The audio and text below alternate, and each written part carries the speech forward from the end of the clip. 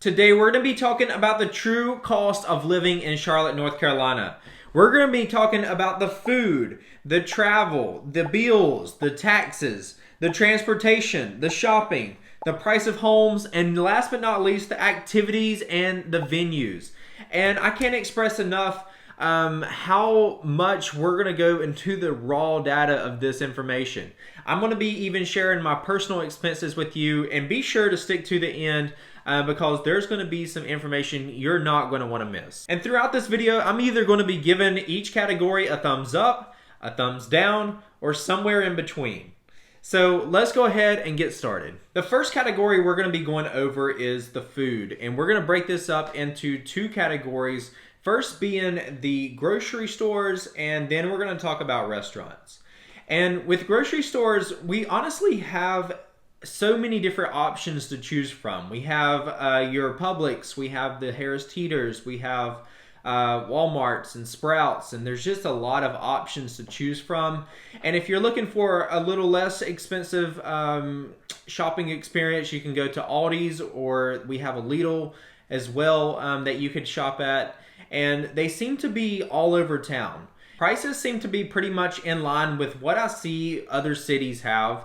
And it seems like we also have a lot of options that I didn't have in my hometown growing up, which was more cultural grocery stores. So we have Hispanic grocery stores, Indian grocery stores, and Asian grocery stores. And it's just a lot of different options that you can choose from, and some of those may be smaller. Even though we do have a large, it's called a Super G market, which is there. I know there's a location in Pineville. I know there's a second location somewhere else, which was actually, I think, the original Super G market. And they have, it's an international food market, so they have basically every type of food you can think of. And if you can't get it in a regular grocery store, Super G will likely have it.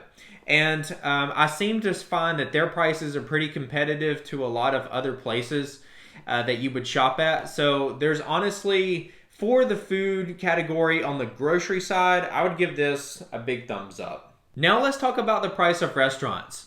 Now I'm going to treat this for a couple, like two people going out to eat and getting a nice meal or sitting down somewhere. And also what it's like for someone to go to a fast food place. So if you are going to go to a sit-down restaurant, then you're probably going to be looking to pay probably anywhere from $30 to $40 on average, I feel like, for your typical place for a sit-down restaurant. And if you're going to just go through a drive-through, or if you're just picking up some food, honestly is kind of getting up there on the price. And I don't know if you guys have seen that, but I'm starting to see meals add up to about, on average, around $30 or so for some fast food for two people.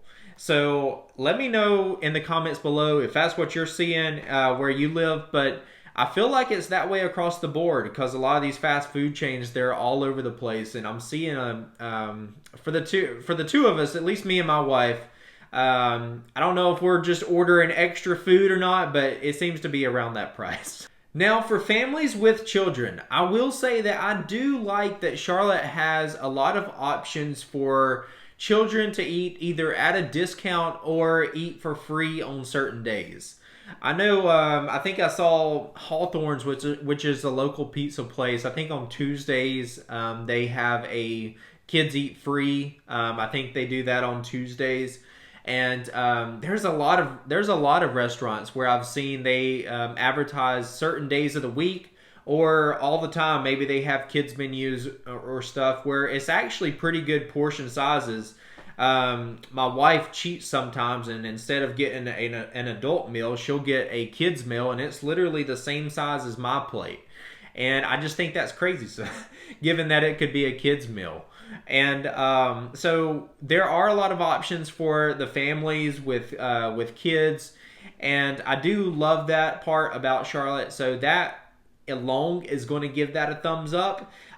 Even though this overall fast food is going to get a middle of the line for me. Now, next on this category is going to be bills. And I'm going to go ahead and let you know, I'm going to throw this in the thumbs down category. It is a little expensive on certain things from what I have had experience in, like compared to some other areas. Now, obviously, there's going to be cities that you pay even a lot more than what the bills may be here. But personally, to me, it seems a little high. Now, for internet, the average seems to be about $60 or $70 for internet. My wife and I, we pay about $25 per month, so we did save a little bit on this because we have a phone plan through Verizon, and through their phone plan, we were able to save on the unlimited internet plan that they offer, which was the $25 per month.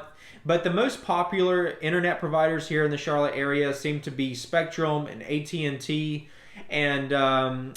but we have, thankfully, we have been pretty successful with our Verizon internet. I feel like for your phones, AT&T and Verizon seem to be the most popular options, and they get the best coverage pretty much all around the Charlotte area, even though there may be some blind spots that where Verizon's getting service, AT&T may be in a dead zone, or if AT&T's in a good spot, Verizon may be in a dead zone. So it's kind of back and forth, but those two seem to be taking the lead for internet and cell providers. Now, gas bills seem to be changing, obviously, from depending on if you're in the warmer months or if you're in the colder season. Obviously, you're going to use more heat, and if your system's on gas, you're going to be using more of that in the wintertime. So just to cut this a little bit shorter, the gas is going to be about $50 to $150 in the summer months, and you're looking at about $200 to $400 on average for the winter months. Now, per the Charlotte Mecklenburg website, they have water averaging out about $80.35 per month for water usage. Now, in my experience, that seems like a high number. I feel like, personally, we're spending probably about $40 per month on water. It's probably a little bit more than that, but around 40 seems about average. But we have animals and chickens and ducks and stuff, and we're constantly changing their water out, and it just seems like so our bill feels like it would be a little bit higher than the average person, but the overall according to Charlotte Water, the average bill seems to be about $80, which is a little bit higher than what I feel like I'm used to seeing the standard be. For electricity, we're at about $185 per month. And most of your electricity throughout the whole Mecklenburg County area is going to be through Duke Energy. And the pest control services, if you are having your initial service done, I see the average cost of it being anywhere from about $110 to about $120 for that initial service, while ongoing monthly visits can average anywhere from usually about $30 to $50.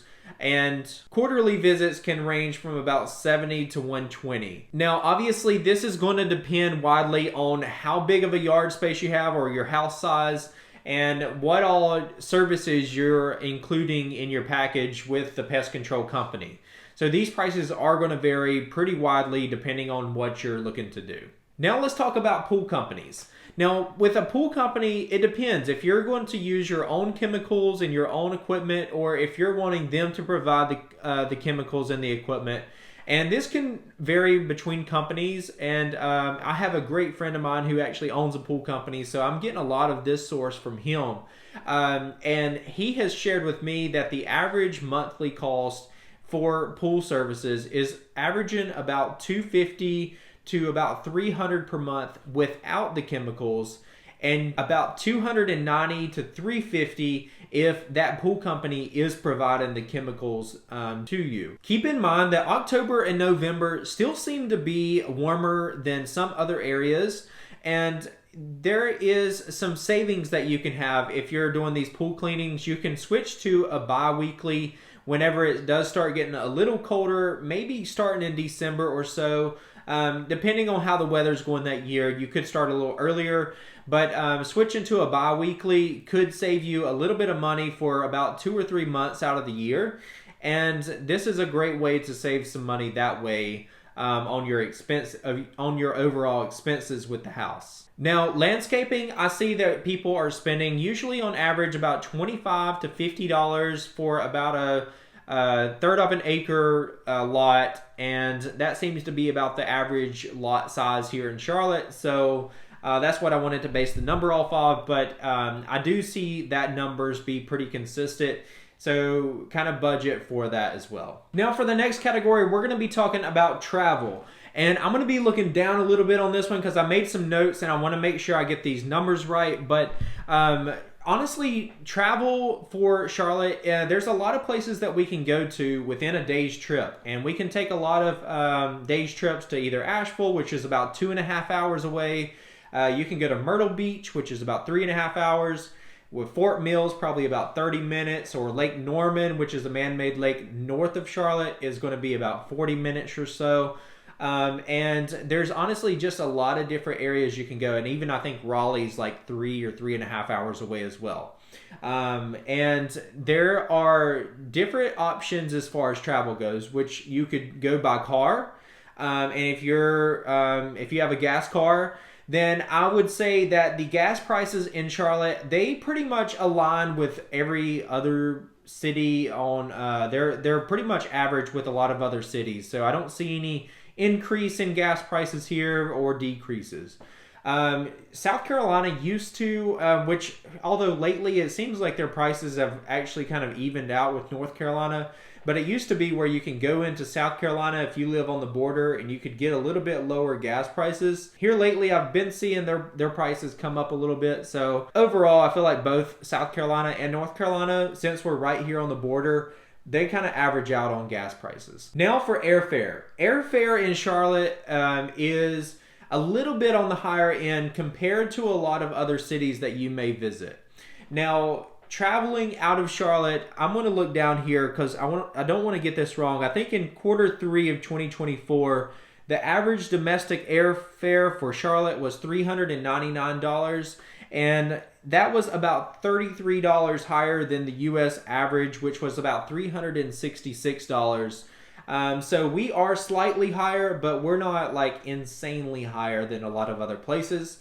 And overall, I feel like we do have a lot of options. Also, you obviously have Spirit Airlines and some other affordable airlines that you can take out of Charlotte. Since Charlotte has an international airline, I've seen some pretty good deals pop up also. So if you keep track of it and you're someone that loves to travel, then keep an eye out because I've seen some crazy deals on flying out of the country to certain places. And so if you've had a crazy experience on a really good deal on a flight, let me know where you have traveled from and to and what the price of that was. That would be pretty interesting to see. But overall, for the travel category, I'm going to give this a big thumbs up. Now, let's talk price of homes. There has never been a more unaffordable time to buy a home than there is right now. And the middle class is completely getting squeezed, and I feel like ever since 2020 had came around, we're seeing more and more people that are becoming renters and not getting into home ownership. And it's really making it difficult for a lot of people to become homeowners. Now, there are some options on kind of how we can go about this to where you can get certain incentives from either if it's new construction, getting closing costs paid for by the builder. There's all kinds of different ways we can go about this. Even if it's through a traditional sale, we could try to get some money off either the purchase price or even get some closing costs assistance or some money going toward repairs. We have been able to do this, and that's been making home ownership a little bit more obtainable for a lot of people. But I'm going to be looking down because I want to get these numbers right. But the Charlotte Observer, they had reported that the median rents in the Charlotte metro area dropped about 5.2% in about the mid 2023 to mid 2024s. So as of right now, the median rent for about a 2-bedroom in Charlotte is going for about $1,969. Through the course of 2023 and 2024, we did start to see from that boom in 2020, prices skyrocketed, especially in the rental world. And then they started to level off a little bit in 2023 throughout 2024. And then here in 2025, they're kind of leaving us right around the 1900 to 2000 mark. So, and that seems to be pretty consistent. A lot of people I know that are renting, they seem to be around that number for a 2-bedroom. And that's kind of consistent throughout the whole entire Charlotte area. Even though there are certain areas that may be more desirable that you would get, you would have to pay more for. But at the end of the day, there's a lot of hedge fund companies that have really just been coming in, and these big investment companies coming in that are purchasing all these single family homes and buying land, and they're building apartment complexes, and they're turning them into rental buildings and just rental homes. And right now Charlotte's about 48% renter heavy. So there's about 48% of people living in Charlotte that are renters. Now, that's not to say that you can't purchase a home. There's a lot of incentives. Even lenders and stuff have come out with some things that have made it more obtainable to be able to buy a home, which we're going to go ahead and transfer into that right now. So with the property values, I'm just going to run through these numbers because I want to break down the single families, the condos, the townhomes, and just kind of give you the range on kind of what to expect for just a median home value here in Charlotte. So the median home price for the entire U.S. right now is about $410,800. And the median home price in Charlotte right now is about $420,000. So we are slightly above the median home price. And that's if we're breaking that down, single family homes right now is at about $453,428. Then we have condos coming in at $302,350. And we have townhomes coming in at $386,225. Most neighborhoods right now are not getting multiple offers like they used to back in the beginning of 2021, for example. That market was completely insane. We were seeing some insane offers come across the table. But if you're making offers on a house right now, then there's really not as many buyers that are making offers. So you can take advantage of some of these incentives from lenders and builders that are offering these things to not only get into a home, but actually get a good deal for a home. So there's a lot of options for us to do that. So we've been seeing that cool down. Average days on market is about 41 days right now, which in about 2021 or so, that was even about a week max, maybe 2 weeks on the market. So we have definitely changed, and don't get me wrong, there are still certain homes that may be in a very desirable neighborhood that is still getting multiple offers. They may not be getting as many as they used to back in 2021. It felt like every home was getting multiple offers at that time, but they are getting offers. And if it's a home that is in a desirable neighborhood, and second, that it would be a move-in ready home. That seems to be the top criteria on what we're seeing for the homes that are getting multiple offers. So overall, what I would give the Charlotte market right now, given that things have slowed down a little bit, I would put home prices in the positive mark. So, and I would put the renters probably in the middle range, because they're not super high like some cities may be, and they're also not super low. So we're kind of right there in the average. So give that one a halfway thumbs. Now let's talk activities. And activities in Charlotte are going to be a widespread, anywhere from a lot of things to do for free, and you're going to pay for some things to do. Now, as far as the free things, there are tons of parks, and there's tons of greenways and playgrounds for children, and there's a lot of there's even some tennis courts and parks and stuff that you could go to play, and there's soccer fields and baseball fields and all kinds of different things that you can do if you're into outdoor activities. Now, if you're someone that is not into the outdoor activities as much and you want to be indoors, now expect to pay a little bit at least, or a good, I don't know.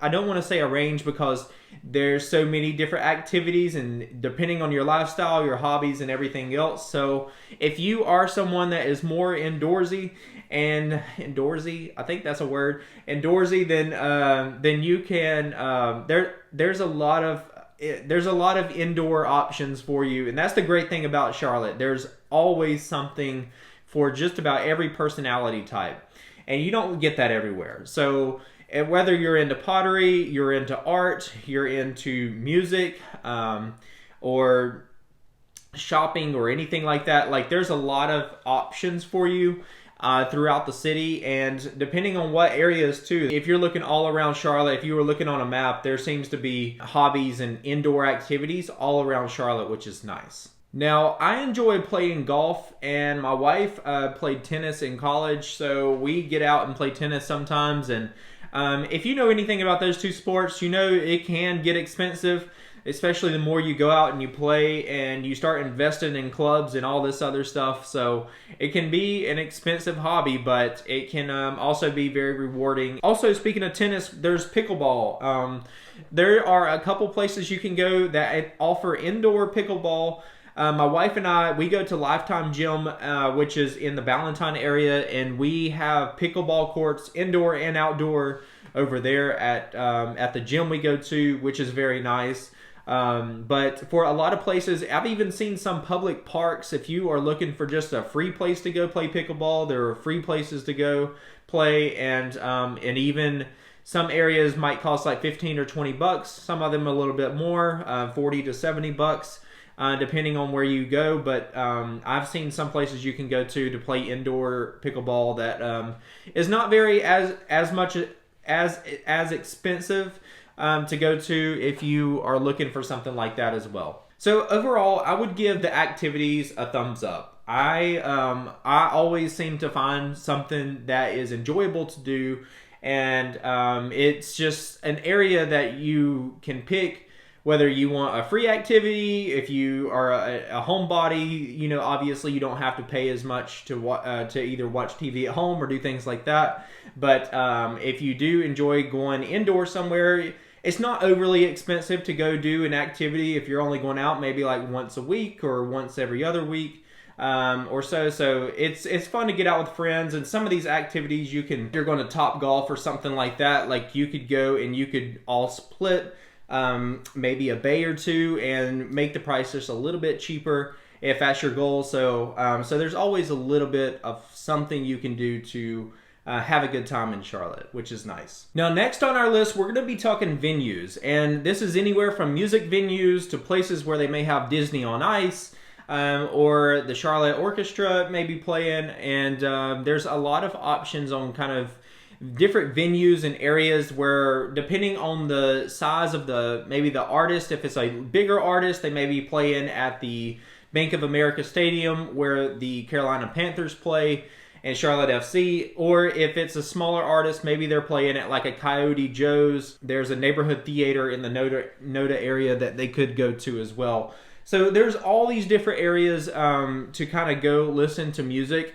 And I would say prices on these are pretty competitive compared to a lot of places, especially if it's someone that's a little bit lesser known artist. Then I've seen their rates be pretty affordable, and there's a lot of local artists that come and play too. So I always love to support our local community, and it's a great. There's a lot of great local artists that will come out and play, and the prices are actually pretty affordable. So if you find a nice venue and somewhere you like to go, then that is always a great option to go. So overall, I'm giving the venues in Charlotte a big thumbs up. I've never had an issue with our music scene.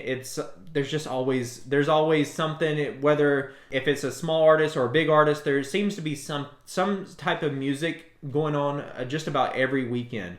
Now, going back to the Disney on Ice and like the Charlotte Symphony, like they will play usually at the Bojangles Auditorium. I think it's called the Bojangles Auditorium. Is that right? Or Bojangles Coliseum. Yeah, and they'll play all around Charlotte. Like I've seen some different places. My wife and I actually just went to one of those to go see the Charlotte Symphony. Amazing experience. You would love it. I totally recommend it. I think we went to go watch it was like a movie where they play at the same time. So we went to go watch the Pirates of the Caribbean, which was pretty cool. And they would basically play the soundtrack as you watch the movie. So definitely recommend checking that out. Now let's talk shopping. I wish my wife was here to kind of help talk about this because she does this more than I do. But the shopping scene in Charlotte is definitely really widespread. You can find places that will give you absolutely amazing deals. And you can find places like South Park Mall, for example, which is a luxury mall here in Charlotte, where you can find some really nice things such as Louis Vuitton purses. They have a Gucci store and Tiffany & Co. and like so many options that you can go if you're looking for something to go treat yourself. There are shopping centers all around town, and there are outlet malls that you could go to as well. And we find deals all the time. There's pop-up shops and just everything you can think of. So I would give shopping a thumbs up just because of how many options that we have as an overall city. There's something here for everyone. Now, last but not least, let's talk transportation. In the good news to start, North Carolina, if you purchase a car, charges about 3% highway use tax on vehicle purchases instead of the standard sales tax rate. For your vehicle registration, you're going to pay on average about $40 per year on the registration services. Now, North Carolina has property taxes that you would pay on the vehicle, but this price is going to range widely because of the type of vehicle it may be. Think of it just like a home. Like if you have your property taxes, then your property taxes are going to range widely on how big your home is or where it is, where it's located, and a lot of other several factors. And the same goes with your car. Now let's talk car insurance. Now, I am not a car insurance salesman or an agent, and I'm not a professional in this world. So by all means, please do your own research and making sure you get the accurate information for yourself. But for car insurance, it seems to me like the average monthly expense for someone paying car insurance and it's going to be about $152 per month. This is going to range very widely on the type of car you have, just the same with the property taxes. It's going to really range on your personal driving experience and a lot of other factors. But from the research I did online, I'm seeing that people are paying on average about $152 per month. Now, Charlotte is a place where sometimes you may come across car break-ins or theft, and it's always good just to have your car insured in case you happen to be a victim of that. So please be sure to make sure you stay protected and not go off the rails and not have any insurance to cover yourself. One thing that I really do like about the area is that we don't have many potholes and many bumpy roads as some other areas may be. Like I do see that in South Carolina a good bit. So the Charlotte area, it seems like the workers and the road maintenance seem to be pretty top notch for the most part. I feel like if there ever is a pothole or if there's a problem, I see the city usually hop on it pretty quick and it's taken care of. So I do really love that about Charlotte, and I would love if you're watching this and you live in Charlotte, let me know your experience. But just from my own personal experience, I live down in the South Charlotte area, and I just feel like whenever there's an issue, the city seems to be on it pretty quick about getting it taken care of. But without further ado, that is all I got for you today. I hope you guys really enjoyed this video, and if you got any value out of this, please let me know in the comments below. And if you have any interest to move, whether it's tomorrow or if you're looking to move next year, I would love to talk with you about your future home goals and what you're looking to do so you can make the best decision for you and your family. And I look forward to talking with you soon. My information is right here in the description. But that's all I got for you. So let's go ahead and wrap it up, and I will see you on the next one.